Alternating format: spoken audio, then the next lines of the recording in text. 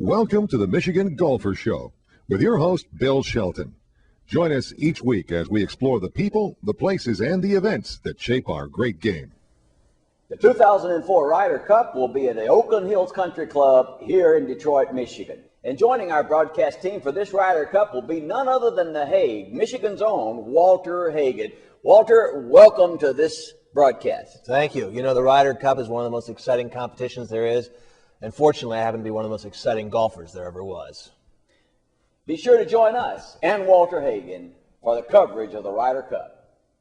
Walter, the Ryder Cup has certainly been a great part of your life, and your life has been a great part of the Ryder Cup for the American team. The next Ryder Cup will be played at Oakland Hills Country Club, which incidentally you were a pro at many years ago. You really seem to believe that that's when the professional model changed a little bit, and you felt very good about your time there. And we can talk a little bit about that should you desire. But you were very active in the Ryder Cup, and even to the point that the first time it was ever won in Britain, you were the captain. Tell us some of your thoughts about the Ryder Cup. Absolutely. Well, let me go back and talk a little bit about Oakland, because I loved Oakland. I loved Michigan. I had been invited out there after I'd been playing a little bit to possibly be a pro there. And at this point in time, we're talking about 1980. Detroit was amazing. It was a booming town. Cars are rolling out every single day. You had people like the Fishers, you had Chrysler, you had Ford, you had Ty Cobb out there. It was a happening town, and I certainly took to it.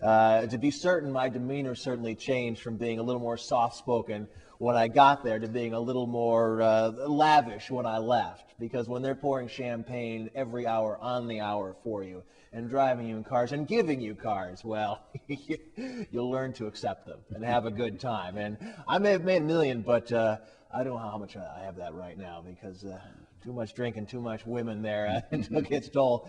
But let me tell you about the Ryder Cup here, because the Ryder Cup was something which eventually became something very, very special. The Ryder Cup was originally proposed by a man, I believe his name was Sam Ryder, and he was an Englishman who was made his fortune through seed, and he wanted to have a competition between the British Isles and the Americans. Now, we had been having exhibitions up to that point in time. A few of us would get together, say, let's make the move across the pond there, or bring some of the British pros over and play, but this is the first time that someone actually proposed having an actual competition like this, called the Ryder Cup.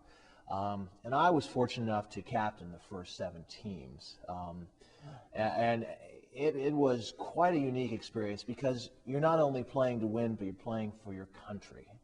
And I had never been as patriotic as when I was playing for my country. It certainly was a special feeling. And we won our fair share in America. In fact, we won all of ours in America, and then they won all theirs in England and Wales and such.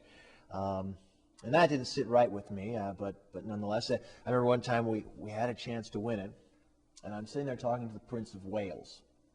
And Tommy Shute is on the last hole, the 18th hole. If he 2-putts this, we win. And I had wanted to run out there and tell Tommy, don't go for it. You need to back off and just lay up and then, 2-putt. I thought that'd be a good idea. But I'm talking with the Prince of Wales.